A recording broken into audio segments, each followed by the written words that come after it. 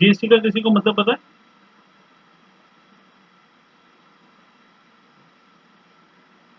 Anybody has any idea on the GST? हाँ, full form तो goods and service tax है। मतलब क्या होता है, मतलब इस पे गवर्नमेंट ने जीएसटी क्यों लॉन्च करा?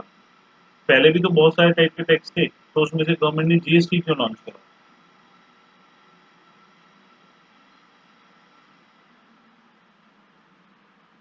पहले पहले आपका सेल्स टैक्स होता था, एक्साइज टैक्स होता था, बहुत सारे टाइप के टैक्स होते थे। Why do government launch GST?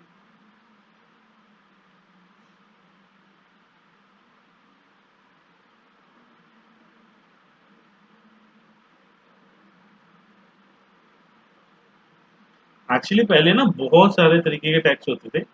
तो एक तो क्या होता था, जो बिजनेसमैन होता था उसको हर किसी टैक्स के लिए डिफरेंट डिफरेंट गवर्नमेंट से एनरोल कराना पड़ता था। प्लस गवर्नमेंट को अलग अलग डिपार्टमेंट्स बनाने पड़ते थे कि भाई हम अलग अलग डिपार्टमेंट अलग अलग टाइप का टैक्स भरेगा। उसके बाद एक होता था आपका क्या कहते हैं, कास्केडिंग इफेक्ट होता है। उसके अंदर क्या होता है कि आपका एक टैक्स लिया, फिर जब दूसरे टैक्स की बारी आती थी तो कहते थे कि भाई अब हम जो फाइनल वैल्यू है उसके ऊपर टैक्स लेंगे। तो टैक्स के ऊपर टैक्स लगता चला जाता था, तो बेसिकली गुड की वैल्यू के ऊपर टैक्स नहीं लगता था। ठीक है। हर स्टेट का अलग टैक्स होता था। तो इसकी वजह से ना टैक्स चोरी बहुत ज्यादा होती थी, प्लस टैक्सेशन जो होती थी वो बहुत ही कॉम्प्लेक्स हो गई थी। तो टू सिंप्लीफाई दिस, गवर्नमेंट ने बोला कि हम सारे इनडायरेक्ट टैक्सेस को खत्म करके एक कॉमन टैक्स लाएंगे, जीएसटी। ठीक है। अब वो हर स्टेट में, हर सिटी में, सेंटर में, हर जगह सेम अमाउंट ऑफ टैक्स है। तो लोग जो है वो टैक्स की चोरी करना भी खत्म हो गई। प्लस इजी प्रोसेस हो गया, तो अब किसी को 10 जगह पे एनरोल नहीं कराना पड़ता, तो इस वजह से वो एक सिंगल जगह पे एनरोल कराना पड़ता है। तो उसको हम जो है क्या कहते हैं, इजीली हर बंदा, कुछ लोग कुछ लोग टैक्स चोरी करने की वजह से नहीं करते थे, कुछ लोग मुसीबत की वजह से नहीं करते थे। अब जो चोरी करना चाहता है वो तो छोटे मोटे ऑप्शन कहीं ना कहीं से ढूंढेगा। जो लोग मुश्किल और मुसीबत की वजह से नहीं करते थे वो कहते हैं कि अब इजी हो गया, सिंपलीफाई हो गया, will do the taxation part. तो आपका जीएसटी इसलिए लॉन्च हुआ था। ठीक है। अब टैक्स, जो इनडायरेक्ट टैक्स होता है ना, इनडायरेक्ट टैक्स किस तरीके से काम करता है मैं आपको पहले वो समझाता हूँ, फिर इसकी जनरल एंट्री करेंगे। For example, this is manufacture. Manufacture. तो एक मैन्युफैक्चरर है, इसने अपना जो गुड है, इसने अपना गुड 100 रुपए का बेचा। ठीक है। तो जब इसने अपना गुड 100 रुपए का बेचा, गवर्नमेंट कहती है जी आप इसके ऊपर मुझे 18% टैक्स दे देना। तो जो सेकंड पार्टी है, जो होलसेलर है, होलसेलर को बच्चों गवर्नमेंट, होलसेलर को मैन्युफैक्चरर को कितने पैसे देने पड़े? 100 रुपए या 118 रुपए?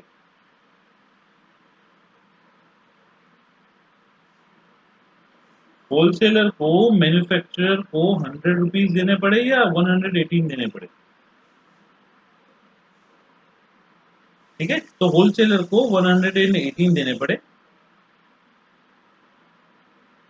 निराक्षी उन पे आएंगे, पहले एक बार अभी जीएसटी करते हैं, फिर उस पर वापस आ जाएंगे।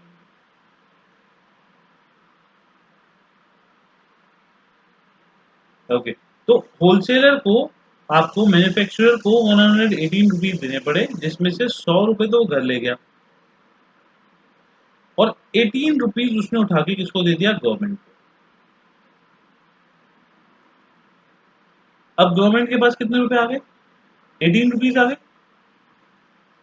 होलसेलर आगे किसको बेचेगा? होलसेलर आगे बेचेगा रिटेलर को।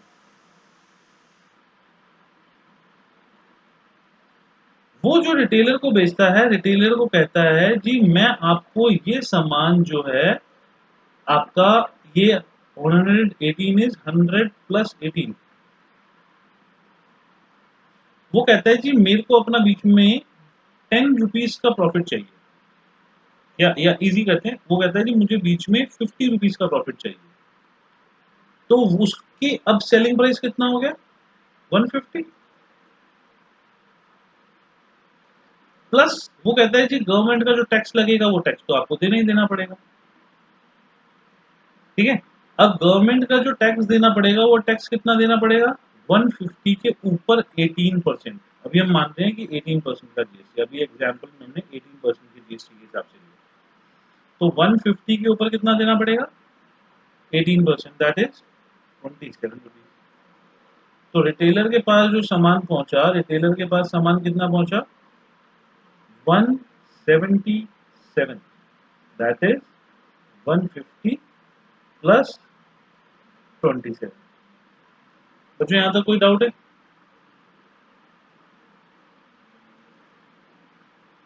किसी को भी यहां तक कोई डाउट हो तो बताओ। दैट मैन्युफैक्चरर ने 100 रुपए का सामान बेचा, 18 रुपए उसने गवर्नमेंट के लिए लिए। होलसेलर ने 150 का सामान बेचा प्लस उसके ऊपर 27 रुपए का उसने कहा जी जो है मेरे को आप जीएसटी दे दो 18%। परसेंटेज तो वो 18 ही रहा। This is basically 18% of 150। ठीक है। और रिटेलर को वो सामान पड़ गया 150 प्लस 27। अब हमारा मेन क्वेश्चन इज कि जो होलसेलर है, होलसेलर ने कितना टैक्स गवर्नमेंट के बिहाफ पे कलेक्ट करा?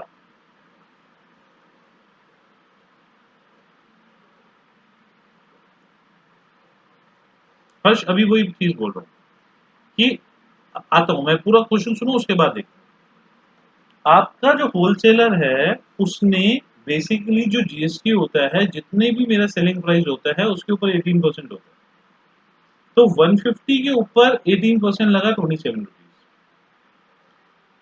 अब होलसेलर जो है, होलसेलर ने गवर्नमेंट के बिहाफ पे टैक्स के नाम पे कितने रुपए रिटेलर से लिए?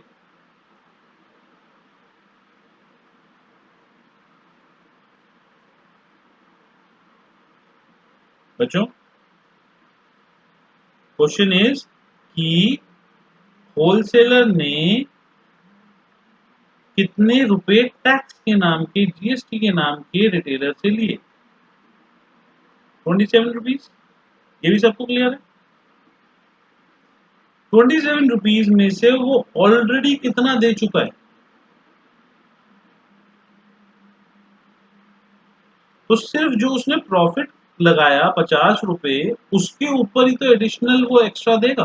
क्यों? क्योंकि वो कहता है कि इस सामान पे 18 रुपीज तो मैं ऑलरेडी दे चुका। तो 18 रुपीज के बराबर की वैल्यू जो 100 बनती है, अगर उसके ऊपर जितनी भी प्रोडक्ट की वैल्यू होगी हम उसके ऊपर टैक्स लगाएंगे। तो वो कहता है जी मेरे को सिर्फ 9 रुपए गवर्नमेंट को देने। गवर्नमेंट के पास पूरे 27 रुपीज ही पहुंच गए। ऐसा नहीं है गवर्नमेंट के पास कम पहुंचे, गवर्नमेंट के पास पूरे 27 रुपीज पहुंच गए। बट वो 27 में से 18 रुपीज दिए मैन्युफैक्चरर ने और 9 रुपीज होलसेलर ने कलेक्ट करे थे। तो 9 रुपीज किसने दिए? होलसेलर ने। बच्चों क्लियर है? एक्चुअली जीएसटी जो होता है, जितना भी हम प्रॉफिट लगाते हैं, जितना भी हम एडिशनल कलेक्ट करते हैं, हम उसके ऊपर जो एडिशनल जीएसटी मिलता है हम वो पे कर देते हैं। और हम कहते हैं जी जो हमने 18 रुपए पहले पे कर दिया वो आप मैन्युफैक्चरर से कलेक्ट करो। क्लियर लॉजिक बच्चों? अब ये रिटेलर के पास कितने का सामान पहुंचा? 150 का।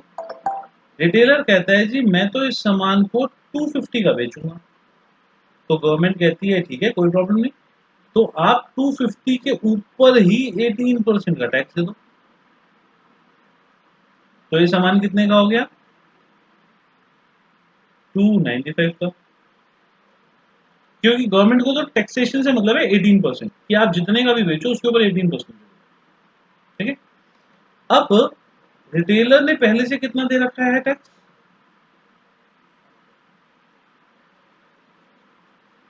बच्चों रिटेलर ने पहले से कितना टैक्स दे रखा है?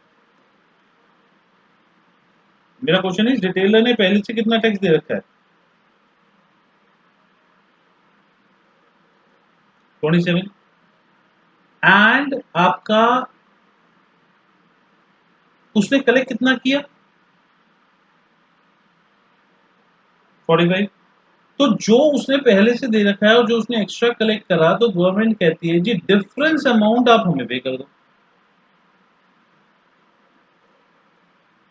प्लस 18।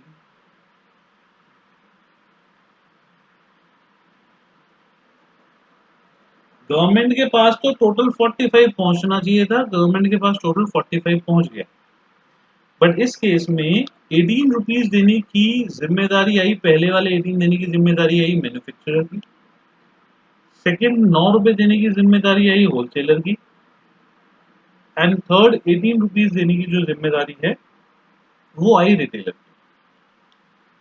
तो इस तरीके से गवर्नमेंट के पास इंस्टॉलमेंट्स में पहुंचता है। जैसे जैसे सामान बनता चला जाता है, जैसे जैसे कोई खरीदता चला जाता है, गवर्नमेंट जो है उसके ऊपर अपना टैक्स लेती चली है। जीएसटी या पहले के भी टैक्सेस, सेल्स टैक्स बोल दो या पहले के भी जितने भी टैक्सेस होते थे, वो सब भी इसी तरीके से लिए जाते थे, क्योंकि गवर्नमेंट को ये देखना बहुत मुश्किल होता है कि मैन्युफैक्चरर से कौन से होलसेलर ने बेचा, मैन्युफैक्चरर से कौन से रिटेलर ने बेचा। तो that's why it's impossible for government to predict. तो हम ये कहते हैं कि होलसेलर एंड रिटेलर जो है, मैन्युफैक्चरर, होलसेलर, रिटेलर या कोई भी पर्सन जितना भी बिजनेस करे, वो अपने बिजनेस में जितना भी एडिशनल प्रॉफिट कमा रहा है वो आपका देता रहेगा।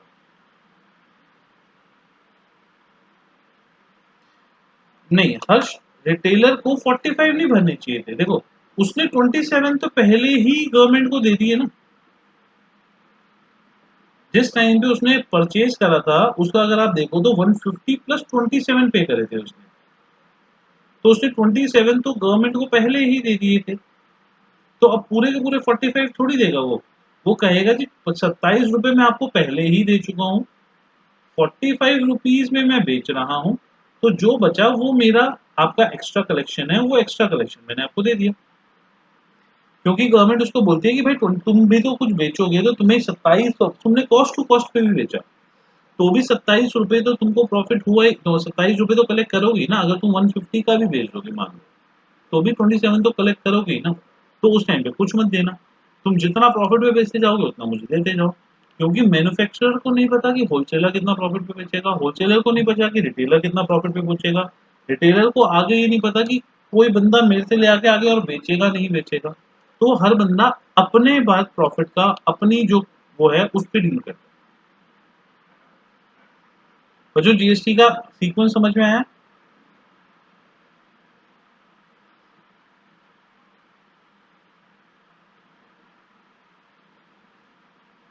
थोड़ा पूरा एक्सप्लेन नहीं कर पाएंगे, आप एक बार रिकॉर्डेड वीडियो दोबारा से देखना, ठीक है। मैं भी कोशिश करूंगा उसमें एक्सप्लेन हो जाएगा। ओके, तो बच्चों ये आपका लॉजिक सबको क्लियर है ना। अब जब हमको एक एंट्री करनी होती है तो ये बेसिकली परचेज की एंट्री हुई और ये बेसिकली सेल की एंट्री हुई, ऐसे हुई। This entry is for purchase and this entry is for sale, ऐसे ही होना बच्चों। ये सबको समझ में आया ना कि भाई ये फर्स्ट वाली एंट्री जो है होलसेलर के लिए परचेज की एंट्री है और ये सेकंड वाली सेल की एंट्री है। उसी तरीके से रिटेलर के लिए ये परचेज की एंट्री है और ये सेल की एंट्री है। तो हर बार जब मैं परचेज करूंगा तो परचेज करते टाइम मैं गुड्स परचेज करूंगा और मुझे कुछ अमाउंट ऑफ जीएसटी अपने क्रेडिटर को देना पड़ेगा। और सेल करते टाइम पे मैं जब सेल करूंगा तो एक सेल अमाउंट होगा और उनसे कुछ जीएसटी कलेक्ट करूंगा। तो सेल करते टाइम हम जीएसटी कलेक्ट करते हैं और परचेज करते टाइम हम जीएसटी जो है वो पे करते हैं। ये भी क्लियर है।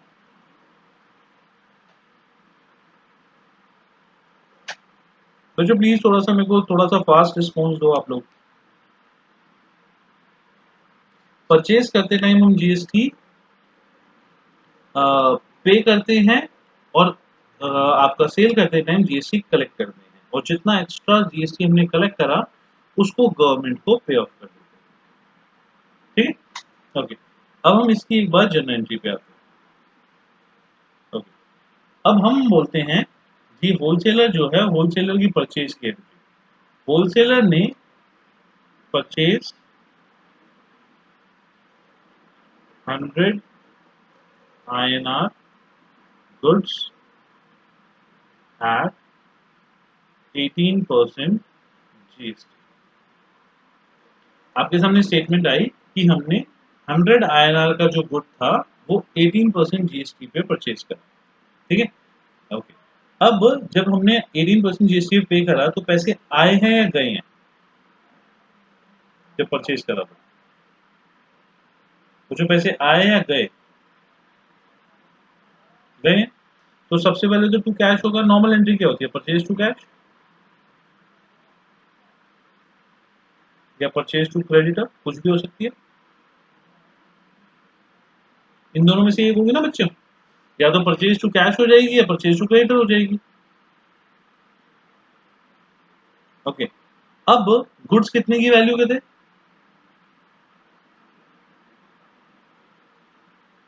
100। तो परचेज में तो मैं कितना डालूंगा? 100। मेरी जेब से कैश कितना गया? 118। तो या तो क्रेडिटर में डालूंगा या कैश में डालूंगा 118। जो 18 रुपीज एक्स्ट्रा गया वो किस लिए गया?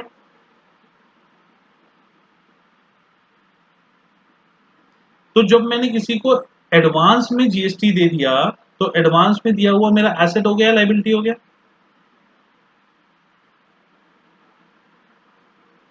एसेट। तो ये डेबिट साइड पे आएगा।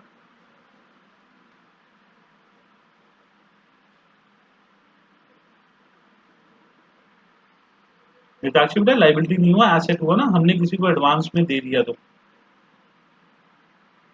हमने किसी को एडवांस में पैसा दिया तो that is asset for us. तो जो परचेज करते टाइम जीएसटी के साथ में क्या एंट्री होती है, क्लियर हुआ? सिंपल परचेज की एंट्री होगी। बस हमने जो 100 रुपए की परचेज की एंट्री करनी थी, उसके बदले में हमने 18 रुपए उसको एक्स्ट्रा और दे दिए कि आप मेरे ब्याह पे गवर्नमेंट को पे कर दो। अब वो मैन्युफैक्चरर का काम है, वो पे कर। ठीक है, ओके। अब नेक्स्ट है sold goods 150 at 18% GST. Normal आपकी सेल्स की एंट्री, सेल्स की नॉर्मल एंट्री क्या होती है?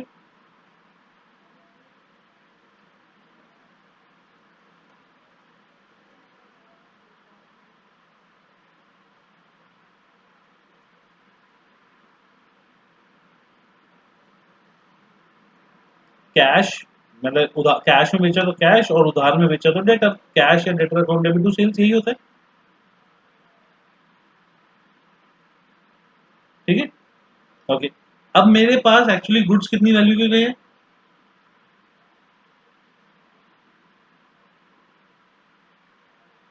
150। कैश मेरे पास कितना आया?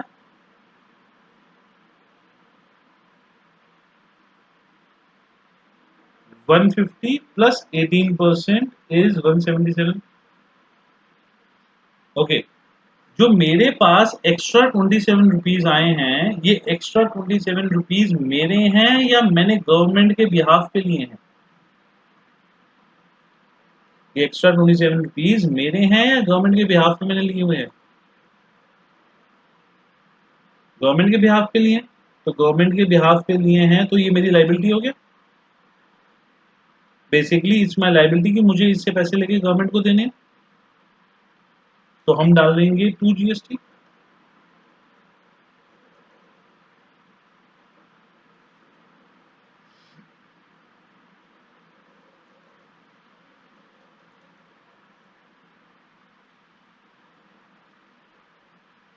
ये क्लियर है बच्चों कि हमने सेल करी, 150 रुपीज की सेल हुई और मैंने उनसे 27 रुपीज एक्स्ट्रा लिए। तो अब या तो कैश बोल दो या डेटर बोल दो, तो उस केस में मेरे पास 177 रुपीज आ गए और 27 रुपए गवर्नमेंट के बिहाफ पे आ गए और सेल्स 150 रुपीज की हो गई। किसी को भी बच्चों इसमें डाउट, छोटा सा भी कुछ डाउट हो तो प्लीज मेरे को बताओ।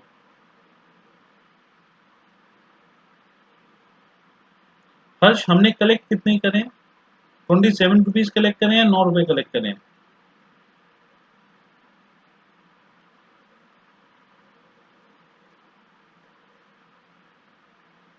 हर्ष, बचे कितने रुपए कलेक्ट करें? 27 ना। तो जब मैं 27 कलेक्ट कर रहे हैं तो कैश में 27 ही तो आएगा। मुझे गवर्नमेंट को 9 रुपए देने पड़े, मैं यहाँ पे वो एंट्री थोड़ी कर रहा हूँ गवर्नमेंट को कितने देने पड़े। सिद्धार्थ, ये एंट्री सेल्स की है या गवर्नमेंट को पैसे देने की है?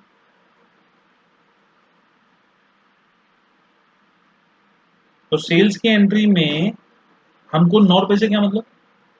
सेल्स के एंट्री के टाइम तो हमको मतलब है कि सेल्स के टाइम पे कस्टमर से कितने पैसे हमने जो है वो जीएसटी के लिए, तो कस्टमर से 9 रुपए लेंगे, 27 रुपीज लेंगे,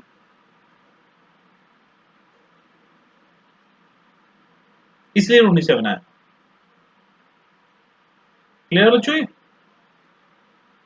अब मैंने पूरे के पूरे महीना साल भर काम करता गया, काम करने के बाद में जीएसटी लेता भी गया, देता भी गया।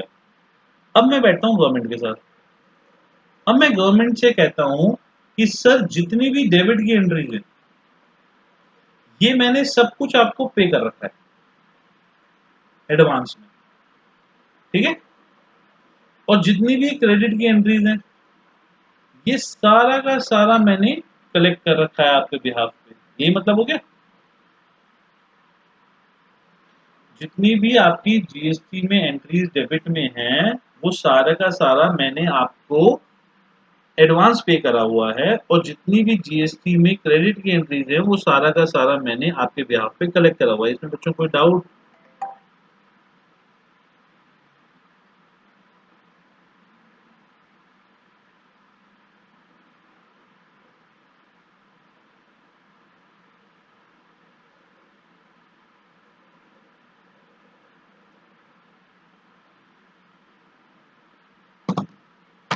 नहीं? ओके। अब बेसिकली ना यहाँ पे क्या कर रहे हैं, दोनों का मतलब जीएसटी है, बट ये डिस्टिंग्विश करने के लिए कि ये परचेज का जीएसटी है या सेल का जीएसटी है, हम थोड़ा सा ना इसके आगे नाम चेंज करके इसको इनपुट डाल देते हैं। मतलब सेम है, एग्जैक्टली सेम है, इसको आउट इनपुट लिख देते हैं, इसको आउटपुट लिख देते हैं। जो सेल्स के आगे लगता है उसको आउटपुट, जो परचेज के साथ में दिया जाता है उसको इनपुट। एग्जैक्टली मतलब सेम है, दोनों सेम ही चीज है, दोनों में कोई भी फर्क नहीं है। बट जैसे गुड्स को हम परचेज और सेल में डिस्टिंग्विश करते हैं ना, उसी तरीके से हमने यहाँ पे जीएसटी को input GST and output GST में कैटेगराइज कर दिया। जितना भी जीएसटी परचेज पे दिया उतने को हमने इनपुट जीएसटी बोल दिया, और जितना भी जीएसटी हमने सेल्स के टाइम पे कलेक्ट करा उस सबको हमने आउटपुट जीएसटी बोल दिया। ये भी क्लियर है दोनों जीएसटी, दोनों सेम ही चीज है, ठीक है। अब हम कहते हैं जी सर ऐसा करते हैं ना, बैठ के सेटल कर लेते हैं, जो आपका बनता है वो मैं आपको दे देता हूँ, अगर मेरा कुछ निकलता होगा तो आप मुझे दे दो, कोई इसमें प्रॉब्लम? भाई दो बंदों के बीच में हिसाब होता है तो हिसाब में यही तो कहते हैं ना कि सर या तो हिसाब में आपका निकलेगा या मेरा निकलेगा। मेरा निकलेगा तो मैं आपको दे, मतलब आपका निकलेगा तो आपको दे दूंगा, जिसको हम बोलते हैं टैक्स भरना, और मेरा निकलेगा तो आप मुझे दे देना, जिसको बोलते हैं एक्सेस टैक्स को रिफंड लेना। दोनों चीजें होती हैं। अगर आपने गवर्नमेंट को एक्स्ट्रा दे दिया होता है तो वो वापस ले लेते हो, और अगर आपने गवर्नमेंट को कुछ भरा होता है टैक्स तो उसको आप जो है टैक्स भर देते हो। दोनों को सेम ही चीज बोलते हैं, ठीक है। तो हम गवर्नमेंट के पास जाते हैं, हम गवर्नमेंट से कहते हैं कि सर देखो ये वाला जो टैक्स अकाउंट है ना डेबिट साइड में, इसको मैं कैंसिल करता हूँ। तो जब भी डेबिट साइड का चीज कैंसिल होता है तो वो कहाँ पे आ जाता है, क्रेडिट में आ जाता है। तो हम एंट्री डालते हैं टू इनपुट जीएसटी, कितने रुपए, 18 रुपीज, और इसको कैंसिल करता हूँ क्रेडिट वाले को, तो किस साइड आता है, डेबिट साइड आता है। आउटपुट जीएसटी डेबिट कितना, 27 रुपए, टू कैश 9। ये एंट्री है जहां पे एक्चुअली में मैं गवर्नमेंट को 9 रुपीज कैश में पे कर रहा हूं।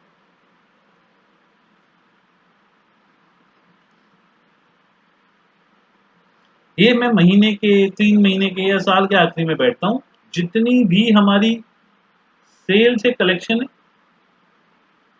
और परचेज है इन दोनों को आपस में कैंसिल करा, और डिफरेंस अमाउंट अगर कलेक्ट ज्यादा करा हुआ है तो कैश से पे कर दिया, और कलेक्ट कम करा हुआ है तो कैश डेबिट करके गवर्नमेंट से वापस ले लिया। बच्चों कोई दिक्कत इसके अंदर?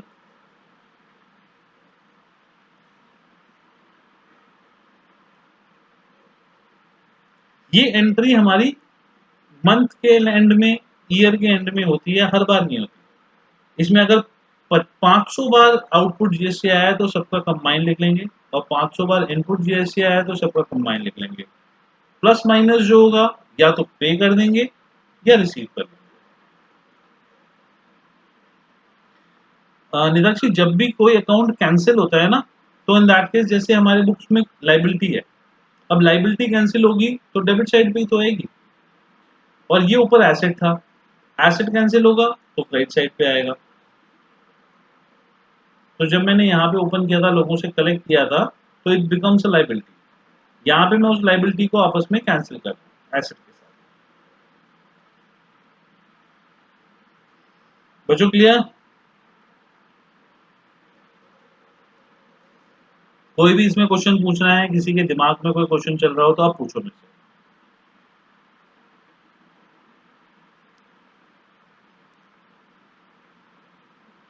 किसी के भी दिमाग में कोई क्वेश्चन चल रहा हो कि सर जीएसटी कैसे वर्क करता है, या फिर ये किस तरीके से इसमें एंट्री होगी, या कोई और चीज़ के बारे में बोल रहे हो तो वो बताओ, वरना फिर मैं इसमें आगे कराता हूँ।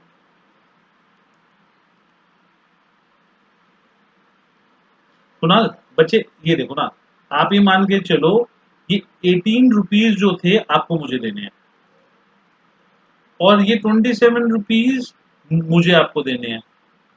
तो आप कहते हो सर एक एंट्री में मैंने आपको देने थे, एक एंट्री में आपको मुझे देने थे, तो हमने कहा ऐसा करते हैं दोनों आपस में कैंसिल करते हैं। अगर एक्सेस में आपको मुझे देना है तो आप मुझे दे दो, और अगर एक्सेस में मुझे आपको देना है तो मैं आपको दे दूंगा। तो बस हम वो आपस में कैंसिल करके जो मैंने आपके बिहाफ पे पे करा था और जो मैंने आपके बिहाफ पे कलेक्ट करा था, उन दोनों को कैंसिल करा, बीच का डिफरेंस अमाउंट या तो कैश में आ गया या कैश में चला गया। हर परचेज और सेल्स के टाइम पे मैं करता रहा ना। अच्छा, ये लास्ट वाला पार्ट जो होता है ना, ये महीने में, 2 महीने में, 6 महीने में, साल भर में एक बार होता है। कुणाल क्लियर है अभी वाला पार्ट बच्चे?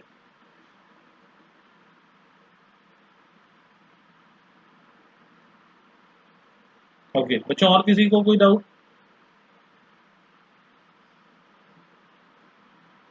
ओके। अब एक चीज और होती है कि जब जीएसटी लॉन्च हुआ ना, तो जीएसटी लॉन्च हुआ तो जीएसटी में जो स्टेट गवर्नमेंट है और सेंट्रल गवर्नमेंट है, वो कहते हैं ये हमको कितना कितना टैक्स मिलेगा, क्योंकि पहले तो हर स्टेट का अपना टैक्स होता था। तो जब हर स्टेट का टैक्स होता था तो अपने अपने टैक्स से सब खुश रहते थे। अब यहाँ पे कंफ्यूजन हुई कि भाई इस जीएसटी में से स्टेट का कितना हक होगा और सेंटर का कितना हक होगा। तो यहाँ पे जीएसटी को हमने डिवाइड करा, सीजीएसटी,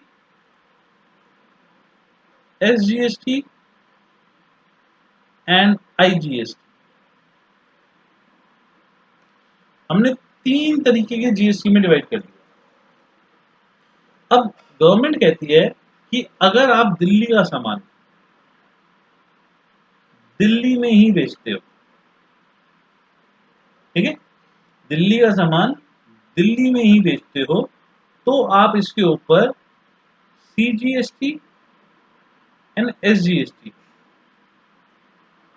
50-50% काट दोगे। जैसे हमने 18% काटा इकट्ठा, तो उसको आप दो हिस्सों में काट दोगे कि आधा स्टेट का, आधा सेंटर का। Central GST, state GST, central GST.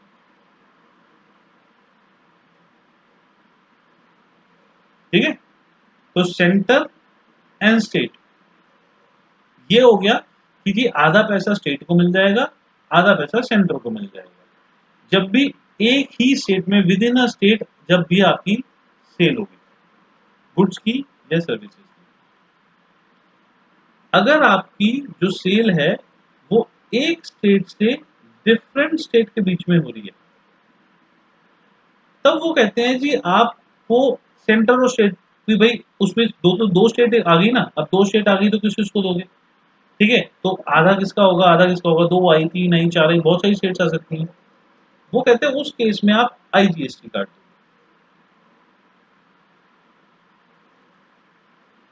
ठीक है, इंटीग्रेटेड जीएसटी। उस केस में वो बोलते हैं हम अपने आप जितना भी टोटल कलेक्शन होगा वो सारी स्टेट्स के बीच में बांट देंगे। जितना भी आपका आईजीएसटी आप कलेक्ट कर रहे हो, आप बता रहे हो, वो सारी स्टेट्स के बीच में काट देंगे। आप वो हम अपनी इंटरनल कैलकुलेशन कर देंगे। तो हमारी जो पिछली एंट्री हुई थी, हमने बोला था उसमें GST debit, purchase debit to cash, हमने बोला था 100 रुपए, ₹18, ₹118, ऐसे ही बोला था हमने बच्चों। अगर यही वाली एंट्री आपकी एक ही स्टेट के अंदर होती है तो हम एंट्री कर देते हैं CGST, SGST, purchase to cash.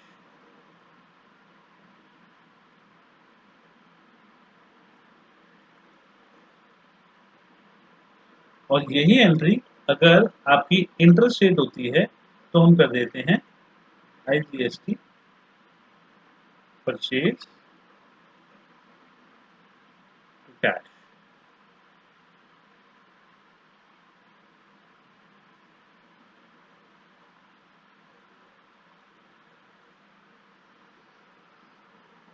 ठीक है, जीएसटी का अमाउंट उतना ही रहा ₹18, बट जब हमने इसको एक ही स्टेट में काटा तो वो सीजीएसटी एसजीएसटी में डिवाइड हो गया। जब हमने इसको इंटर स्टेट काटा तो वो आईजीएसटी के नाम से आ गया। वो इनपुट और आउटपुट उसी तरीके से आएगा। आईजीएसटी कहता है कि अभी हमारा सेंटर के पास जा रहा है, सेंटर उसको जो है अपने आप डिवाइड कर देगा स्टेट्स के बीच में, जैसे भी उसकी कैलकुलेशन होगी। हाँ, अगर आप एक ही स्टेट में कर रहे हो, हरियाणा इन हरियाणा, पंजाब इन पंजाब, महाराष्ट्र इन महाराष्ट्र, दिल्ली इन दिल्ली, तो आपका सीजीएसटी एसजीएसटी आएगा। अगर आप Delhi to Haryana, Haryana to Bombay, Bombay to Madras, Madras to Calcutta ऐसे सेंड कर रहे हो तो उस केस के अंदर आपका आईजीएसटी आ जाएगा। यस। बच्चों को डाउट इसके अंदर?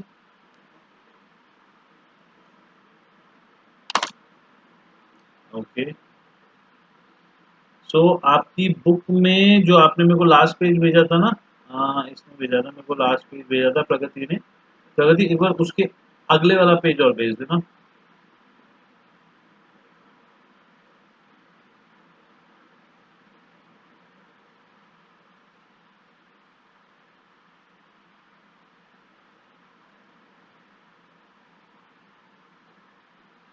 जो आपने लास्ट पेज भेजा है प्रगति, उसके नेक्स्ट पेज को और भेज दो, उसमें क्वेश्चंस हैं।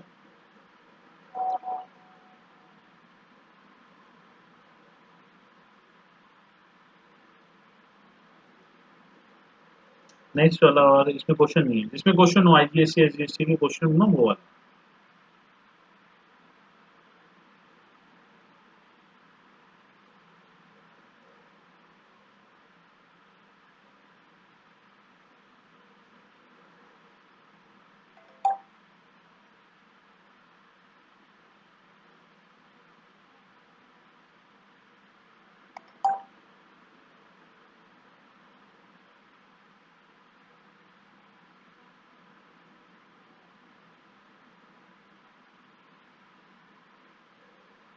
बेटा इसमें भी क्वेश्चन नहीं है ना, इसमें सिर्फ एंट्रीज दी हुई है। वो वाला भेज दो जिसमें क्वेश्चन हो। इसमें भी सिर्फ एंट्रीज हैं बच्चे।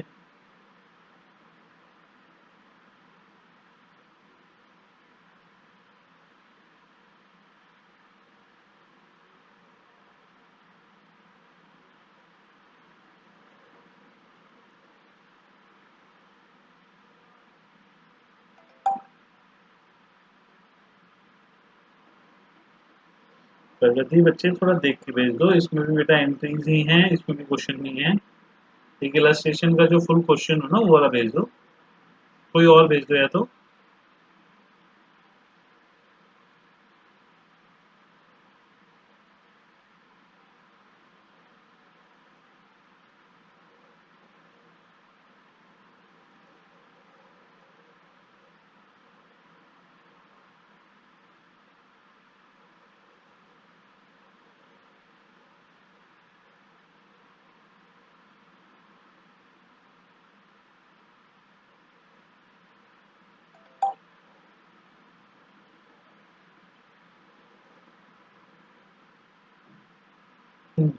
ओके।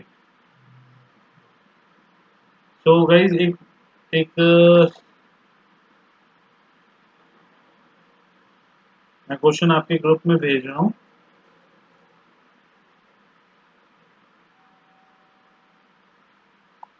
ओके, मैंने ग्रुप में क्वेश्चन भेजा है। क्वेश्चन नंबर 11 आपकी बुक्स का है, ये वाला एक बार आप करो। Question number 11। पूरा सीजीएससी एसजीएससी पे क्वेश्चन है, जिनके पास बुक्स हैं वो बुक से कर लो।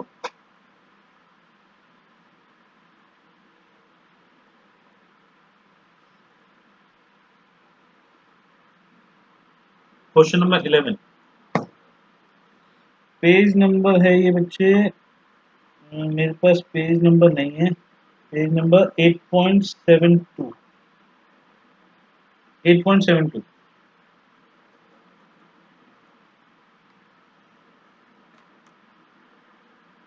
क्वेश्चन नंबर 11, जर्नल, ये पूरा सीजीएससी एसजी पे है।